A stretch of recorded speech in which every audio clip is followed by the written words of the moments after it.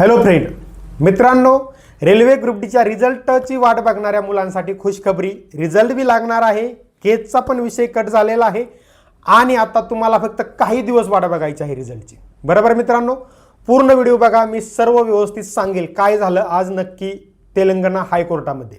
ठीक आहे मित्रांनो, पहिली गोष्ट हा मुद्दा काय आहे ते बघू. तुम्हाला माहीतच आहे की रेल्वे ग्रुप डीची एक्झाम झाली 2024 मध्ये, लास्टला वॅकन्सी निघालेली. त्याची एक्झाम एकतर लेट झाली, 10वी की ITI ही केस चालू होती, त्याच्यामुळे एक्झाम लेट झाली. एक्झाम लेट झाल्यानंतर रिझल्टला पण कोणीतरी कोर्टामध्ये केस टाकली. 15 मुलं होती, अप्रेंटिसची मुलं, ज्यांचा प्रॉब्लेम होता. बरोबर, ते काय आपण डीपमध्ये जाणार नाही. तर त्यांनी कोर्टात केस टाकली अप्रेंटिसची, त्यामुळे सर्व रिझल्ट पेंडिंग ठेवला होता. बरोबर, पण आता पाठीमागं आपण एक ट्विटर वार केलं होतं रेल्वे ग्रुप डीच्या साठी. बरोबर, बऱ्याच मुलांनी त्यात मेहनत खूप घेतली होती आणि त्या ट्विटर वारचा फायदा असा झाला की आपल्याला रेल्वे बोर्डाने सांगितलं की जूनच्या लास्टपर्यंत तुमचा रिझल्ट 100% ग्रुप डीचा लागेल. आणि त्याच अनुषंगाने हायकोर्टलाही लवकरच निर्णय द्यावा लागला आणि आज त्याची सुनावणी होती आणि त्यामध्ये जवळपास 99% म्हणजे 100% क्लिअर झालं की तुम्ही रिझल्ट लावू शकता. 1% फक्त थोडासा वेगळा इश्यू आहे. पण जे आज हायकोर्टामध्ये सुनावणी झाली त्यामध्ये त्यांनी क्लिअर कट सांगितलं. त्यांनी काय सांगितलं, ज्या 15 जणांनी कोर्टामध्ये केस टाकलेली आहे त्यांच्यासाठी 15 जणांसाठी 15 जागा वॅकंट ठेवा फक्त.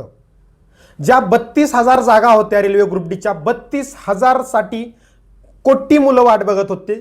बरोबर, आणि 32,000 मुलं त्यातून होणार होती. तर त्या 32,000 मुलांना या 15 जणांसाठी का ताटकळत ठेवायचं, हा मेन मुद्दा होता त्याचा. तर कोर्टाने चांगला निर्णय दिला. कोर्ट बोलले की फक्त 15 जागा तुम्ही साईटला ठेवा 32,000 मधल्या, की ज्या रिझर्व ठेवा या 15 मुलांसाठी. मग यांचा रिझल्ट लागल्यानंतर बघू आपण की काय करायचं त्या 15 जागांचा. बाकी 15 जागा सोडून बाकी सर्व जागांचा रिझल्ट लावण्यासाठी हायकोर्ट म्हणजे तेलंगणा कोर्टाने आपल्याला ग्रीन सिग्नल दिलेला आहे. त्यामुळे रेल्वे ग्रुप डीचा रिझल्ट कधीही लागू शकतो. आता त्यासाठी कोणतंही अपोजिशन नाही किंवा कोणतीही केस वगैरे संबंध नाही. त्यामुळे जसं जूनपर्यंत एंडिंगपर्यंत रिझल्ट सांगितलं होतं रेल्वेने, तसंच आज 9-10 तारीख आहे. बरोबर, आणि पुढच्या तुम्हाला 4 दिवसात, 8 दिवसात किंवा 10 ते 15 दिवसात 100% रेल्वे ग्रुप डीचा रिझल्ट दिसेल. आता कोर्ट केस वगैरे काहीही नाही. ते 15 जणांची केस चालत राहील. 15 जागा सेपरेट पाठीमागे ठेवल्या जातील. 32,000 15 जागा जाऊ द्या, पण बाकीच्या मुलांचा तर रिझल्ट लागणार आहे आता. बरोबर, त्यामुळे अप्रेंटिस असो किंवा 10वी असो, सगळ्यांचा रिझल्ट लागणार आहे या 8-10 दिवसामध्ये किंवा 15 दिवसामध्ये. ठीक आहे मित्रांनो, आणि दुसरी गोष्ट, रिझल्ट किती दिवसात लागू शकतो हा पण प्रश्न येणार मुलांचा. जून एंडिंग पर्यंत रेल्वेने आधीच सांगितलं होतं. त्यामुळे तुम्ही आता 9-10 तारीख आहे, तर 30 तारखेच्या आत लागेल असं फिक्स करा. मग तुमचा रिझल्ट 12 तारखेलाही लागू शकतो, 15 तारखेलाही लागू शकतो, 20 तारखेलाही लागू शकतो, 25लाही लागू शकतो. म्हणजे या 20 दिवसामध्ये 100% रेल्वे ग्रुप डीचा रिझल्ट लागेल. सर्व अडथळा दूर झालेला आहे. आता त्या 15 जागा रेल्वेने त्यांच्यासाठी देऊन टाका.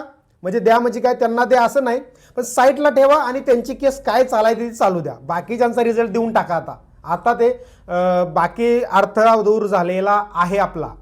ठीक आहे मित्रांनो, त्यामुळे रिझल्ट येण्याचा मार्ग पूर्णपणे मोकळा झालेला आहे. रिझल्ट रेल्वे कधी देऊ शकते, त्यामुळे कुणीही मेसेज करून रेल्वे ग्रुप डीच्या रिझल्टबद्दल विचारू नये.